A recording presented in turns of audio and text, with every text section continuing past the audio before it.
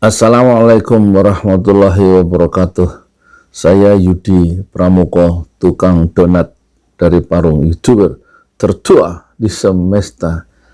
Kali ini pagi ini jam 3 hari Selasa 26 Oktober saya ingin bicara langsung dengan Bapak Menteri Agama kita, yaitu Bapak Yakut Khalil Qomas, tentang korupsi di Kementerian Agama atau dulu namanya Departemen Agama. Udah kepasang ya. Begini Pak Yakut, saya punya cerita Pak soal korupsi di Departemen Agama, dan saya mohon semua jajaran Departemen Agama untuk hati-hati dengan tipuan dunia yang namanya uang, sehingga bisa masuk penjara.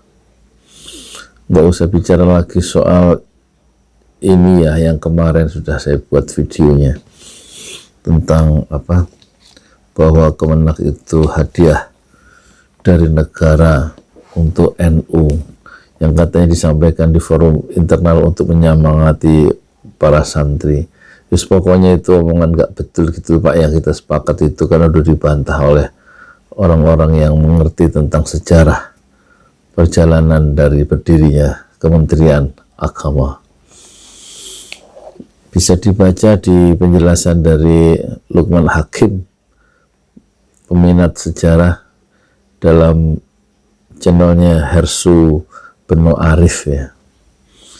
Itu sudah sangat cukup, that's clear ya, udah sangat jelas itu maksudnya.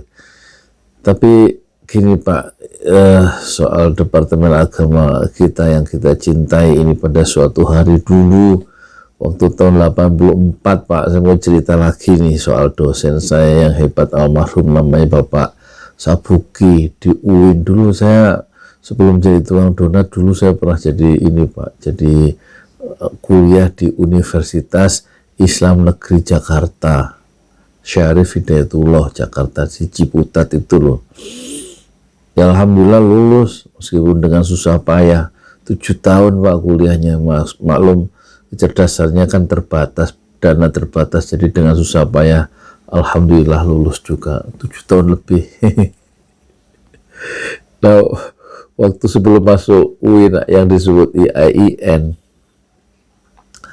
itu tentu saya kenal orang terkenal waktu itu, namanya Surya Dharma Ali, ketua cabang PMII ya, Pergerakan Mahasiswa Islam Indonesia. Karena saya sebelum masuk UIN atau dulu namanya IAIN itu, saya ikut bimbingan tes masuk di sekretariat PMII cabang Ciputat di komplek dosen UIN itu. Tapi bukan itu yang saya maksud. Setelah saya masuk tahun kedua kalau nggak salah, itu pada satu hari datang dosen masuk memperkenalkan diri, namanya Sabuki, anaknya 13, dan dia bilang gini Pak soal Departemen Agama. Ini tahun 84 loh, zamannya Pak Harto masih kuat-kuatnya. Katanya gini, apa bedanya korupsi di Departemen Agama dengan di departemen yang lain? Saya waktu itu duduk di kursi paling depan, bingung juga dengan pertanyaan aneh itu. Gak bawa apa-apa dia masuk kelas itu, gak bawa tas, gak bawa pulpen, gak bawa kertas, gak bawa buku. Terus kita saling memandang di antara teman-teman sekelas untuk menjawab pertanyaan apa bedanya korupsi di Departemen Agama dan di departemen yang lain. Nggak ada yang bisa jawab tuh, anak-anak semester 4. Waktu itu saya semester 4 kalau nggak salah, tahun 84 ya. Ya 40 tahun yang lalu. Jadi pelajaran moral yang sangat berharga. Kuliah di hari pertama dengan dosen baru Pak Sabuki. Terus jawaban dari Pak Sabugi kemudian menyentakkan kita semua. Katanya korupsi di Departemen Agama itu lebih islami dibanding korupsi di departemen yang lain. Kenapa katanya? Karena korupsi di Departemen Agama itu mengucapkan Bismillahirrahmanirrahim. Itu ini ucapan Pak Sabugi, kita ketawa ya, tapi persoalannya serius ya, karena kemudian juga diingatkan saudara, kalau nanti pelajaran moral maksudnya, diingatkan kalau cari bahan di perpustakaan jangan sekali-sekali menyobek buku referensi untuk dibawa pulang. Nggak boleh menyobek buku referensi di perpustakaan karena cari bahan untuk makalah atau untuk bahan penulisan. Itu pertama. Yang kedua, jangan beli buku-buku bajakan di satu kawasan tertentu yang terkenal waktu itu di Jakarta. Jangan beli buku bajakan. Jadi nggak boleh beli buku bajakan. Yang ketiga apa ya, saya lupa.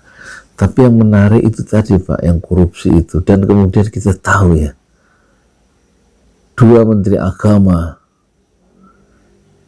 itu masuk penjara. Ya, masuk penjara. Saya harus sebut namanya ya, untuk pelajaran kita sebagai berbangsa dan bernegara, atau untuk pelajaran kita semua. Satu namanya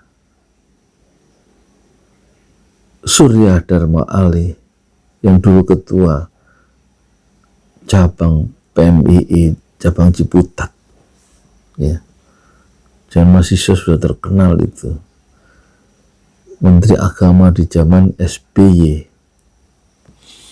Dan yang kedua menteri agama yang masuk penjara adalah seorang alim, yaitu Kiai Haji Said Agil Munawar, kalau tidak salah ya. Ya, zaman Pak Said Agil Munawar itu saya bolak-balik ke Departemen Agama di Lapangan Banteng karena saya salah satu dari tim tim juri nasional ya dalam lomba karya penulisan cerita anak Islam ya. Jadi ini Pak, satu isu yang sangat kuat sejak tahun 84 itu Departemen Agama itu di mata seorang dosen saya yang hebat, yaitu almarhum Pak Sabugi itu, ya itulah citranya kurang bagus, hanya menjadi bahan tertawaan mahasiswa baru waktu itu. Apa bedanya korupsi di Departemen Agama dengan di departemen yang lain? Karena korupsi di Departemen Agama itu lebih islami. Itu tidak betul, nggak ada korupsi yang lebih islami, tapi itu satu joke ya, satu sindiran, satu semacam sarkasme ya, untuk membentengi mahasiswa-mahasiswa baru supaya tidak masuk dalam perbuatan yang tidak terpuji itu kalau satu saat menjadi